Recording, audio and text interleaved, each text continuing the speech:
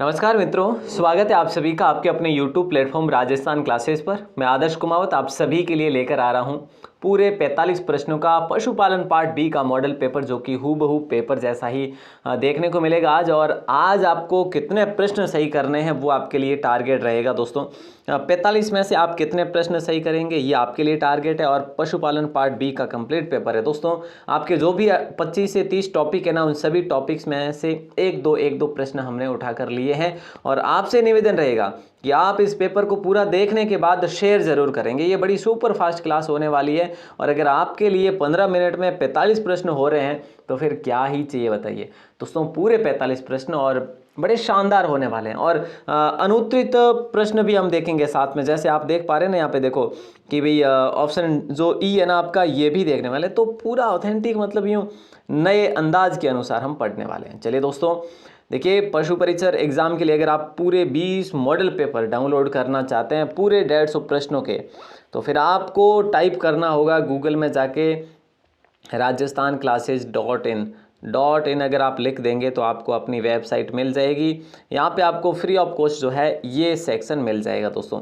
ये वाला भी मिलेगा और फ्री कोर्स वाला भी मिलेगा। जो भी आपको पीडीएफ चाहिए आप डाउनलोड करें, फ्री में करें दोस्तों। और अपने दोस्तों के साथ शेयर भी फिर ज़रूर करें, है ना। वैसे देखो, ये जो बहुत ज़्यादा समय के लिए नहीं रहते, हम डिलीट जल्दी करेंगे ये वाले मॉडल पेपर। देखो ये कोर्स तो कंप्लीट रहेगा ही, लेकिन जो मॉडल पेपर है ना, ये आपके लिए बहुत ज़्यादा समय के लिए नहीं रहेंगे। तो हो सकता है ये इसी फेब में रहे, तो आपको जल्दी से जाके डाउनलोड कर लेने हैं। और आप अगर दोस्तों देखिए एप्लीकेशन को इंस्टॉल करना चाहे तो कर सकते हैं। हालांकि फ़िलहाल हमने 70% डिस्काउंट देकर जो है 49 में एक कोर्स आपके लिए बनाया है। कौन सा? पीडीएफ कोर्स है एमसीक्यूज बेस पे राजस्थान 360 एप्लीकेशन पर। लेकिन हम इसमें भी आपके लिए कुछ और फ़ायदा करने वाले हैं। सर क्या करेंगे? ओनली 29 रुपये में दोस्तों, ओनली 29 रुपये में ये कोर्स हम करने जा रहे हैं सोमवार को। ओनली सोमवार के दिन एक ऑफ़र के तहत हम जो है आपके लिए कर रहे हैं। तो कोर्स जो है ये आप ज़रूर देखें, पीडीएफ कोर्स होगा, ठीक है। ऑफ़र के तहत 29 रुपीज़ में, जो कि फ़िलहाल तो अभी भी 70% है। और 70 में और ऐड कर लेंगे तो लगभग आपका 80-85% जो है डिस्काउंट हो जाएगा ये। और 29 रुपये में दोस्तों, तो मुझे लगता है कि आपके लिए बेहतर होगा ये। ज़रूर देखें, कल के दिन की बात है ये, ना। आज इंस्टॉल करके रखिए ऐप को और कल डाउनलोड यानी कि कर लेना, ठीक है। हाँ सॉरी, कल है जो कोर्स आप परचेज़ कर लेना ओनली 29 में। और वो जो आपका कोर्स है 99 वाला है ना, उस पर भी हम भारी छूट दे रहे हैं। उस पर आपके लिए 40 रुपये कम है। कितने? 40। तो फिर है जो आपके लिए ये जो कोर्स है 59 रुपीज़ में मिलेगा आपको, ठीक है। 99 वाला 59 में मिलेगा। तो ज़रूर देखें दोस्तों। और फिलहाल हम जो है शुरू करते हैं आज की क्लास को। थोड़ा समय भी लिया मैंने, लेकिन आपके लिए ही। चलिएगा, पहला सवाल है, पशु गणना कितने वर्ष के अंतराल से राजस्व मंडल अजमेर द्वारा करवाई जाती है? तो दोस्तों याद रखना, ऑप्शन बी आप सभी का लॉक हो जाएगा। 5 वर्ष के अंतराल में कराई जाती है। राज्य में प्रथम पशु गणना कब की गई थी? देखिए दोस्तों, राज्य में प्रथम पशु गणना की बात करें तो ऑप्शन सी को लॉक करेंगे। 1919 से 1920 में की गई थी, शुरुआत की गई थी हालांकि, ठीक है। तो ऑप्शन सी आप सभी का लॉक हो जाएगा। ऐसे ही पशु गणनाओं से संबंधित कुछ और अच्छे प्रश्न आने वाले हैं। नस्लों के आधार पर प्रथम कौन सी पशु गणना की गई थी दोस्तों? तो याद रखना, नस्लों के आधार पर ये जो पशु गणना की गई थी ना, वो 18वीं। अभी लेटेस्ट कौन सी है? बोले सर 20वीं है। तो याद रखेंगे, इसके संदर्भ में भी हम बात करेंगे। कौन सी प्रथम पशु गणना जो डिजिटल रूप से की गई, जिसमें सॉफ्टवेयर का प्रयोग भी किया गया, सॉफ्टवेयर के माध्यम से गणना हुई थी? तो दोस्तों याद रखना, ये 20वीं पशु गणना 2017 में हुई थी। अभी हम जो पढ़ रहे हैं ये 20वीं पशु गणना है, याद रखिएगा, ठीक है। ओके। राजस्थान में दुग्ध ट्रेटापैक संयंत्र कहाँ पर स्थापित किया गया बताइए? तो आप कहेंगे सर ये तो कोटपुतली में किया गया। दोस्तों कोटपुतली बैरोड अलग से अब है जो क्या बन चुका है? जिला बन चुका है। तो अब हमें जयपुर यहाँ पे रखने की आवश्यकता बिल्कुल भी नहीं है। अगला सवाल है कि भारत में उपस्थित कुल पशुधन का कितने प्रतिशत राजस्थान में पाया जाता है? इसका आंसर आपको बताना है दोस्तों, जल्दी से बताइए। आप कहेंगे सर इसका तो आंसर हो जाएगा 11.27% को लॉक करेंगे हम लोग, ठीक है। ऑप्शन बी आप सभी का सही आंसर हो जाएगा। अगला सवाल देखिए दोस्तों, राजस्थान पशु चिकित्सा और पशु विज्ञान विश्वविद्यालय की स्थापना जो है ये कब हुई थी? हालांकि है कहाँ पे? आप कहेंगे सर ये तो बीकानेर में है, ठीक है साहब, बहुत अच्छी बात है। और ये कब हुई थी इसकी स्थापना? 2010 में हुई थी। ये बेसिक जानकारियां हैं दोस्तों। 20वीं पशुगणना की रिपोर्ट कब जारी की गई थी? देखिए दोस्तों, 20वीं पशुगणना की रिपोर्ट जो है ये 16 अक्टूबर 2019 को जारी की गई थी। ऑप्शन डी आपका सही आंसर होगा। अगर ऐसा प्रश्न बन जाए कि भाई 20वीं पशुगणना की रिपोर्ट जो है जारी तो इस दिन हुई, लेकिन शुरुआत कब हुई थी गणना की? 2017 में इसकी गणना हुई थी, याद रखिएगा।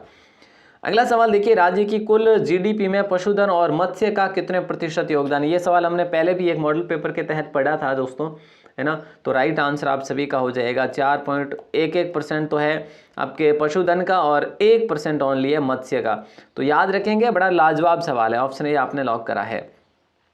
कृषि से प्राप्त सकल घरेलू उत्पाद का कितने प्रतिशत पशुधन से प्राप्त होता है? तो अगर ऐसा प्रश्न बन जाए तो फिर आप कहेंगे सर 25.6% की बात होगी यहाँ पे। ऑप्शन बी को लॉक कर देंगे आप। ओके, 10 नंबर क्वेश्चन का आपका सही आंसर था ऑप्शन बी। कृत्रिम गर्भाधान में कितना वीर्य काम में लिया जाता? दोस्तों ये अमूमन जो है आपके लिए क्वेश्चन शायद 3-4 बार बन चुका है अपने मॉडल पेपर में।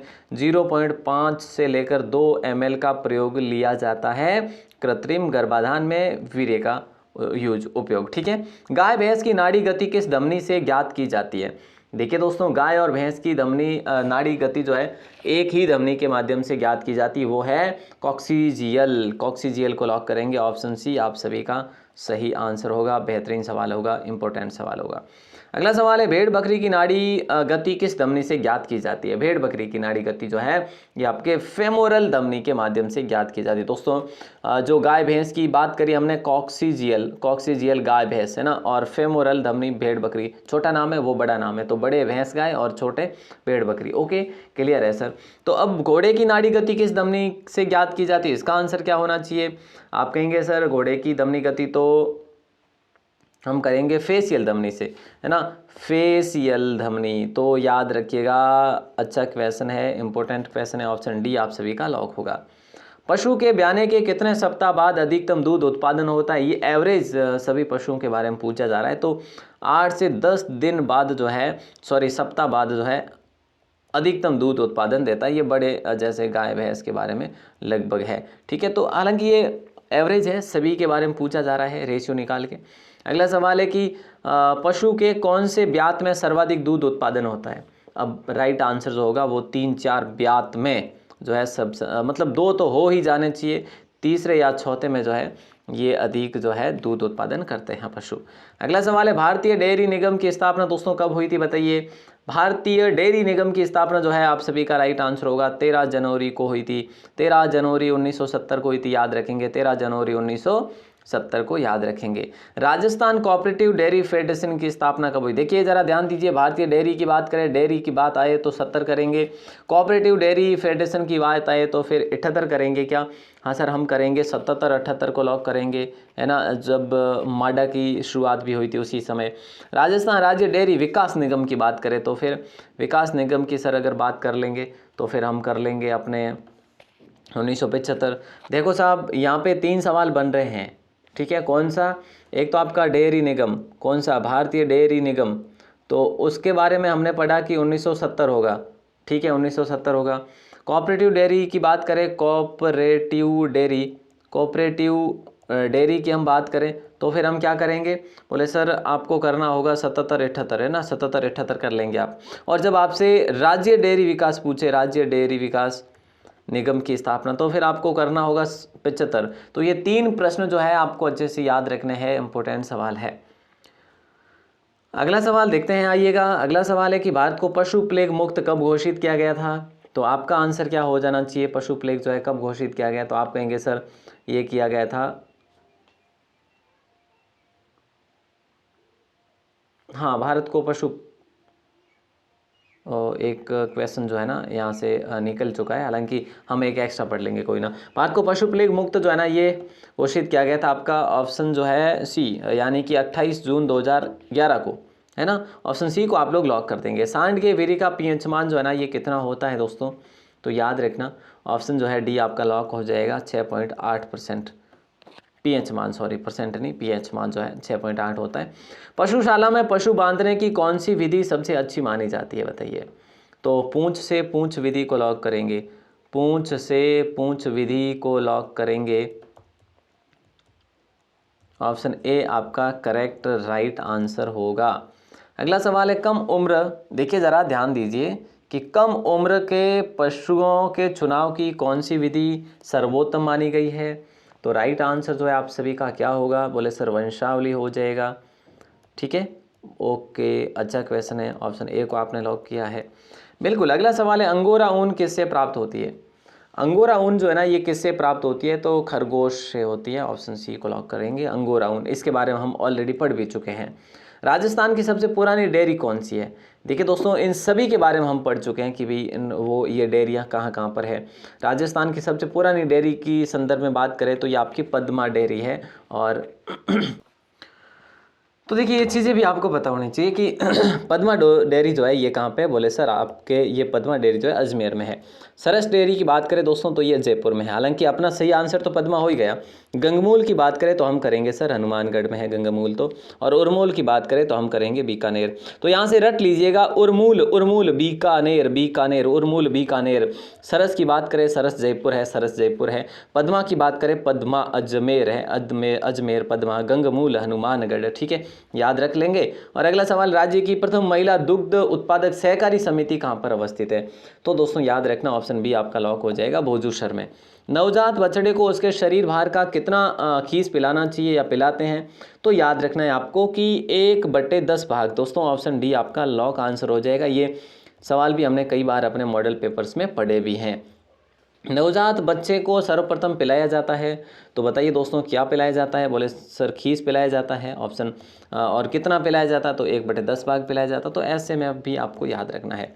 बेकार पशुओं को झुंड से हटाना क्या कहलाता है। देखिए दोस्तों बेकार पशुओं को झुंड से हटाना जो है कलिंग कहलाता है, कलिंग। ऑप्शन डी आपका लॉक आंसर हो जाएगा।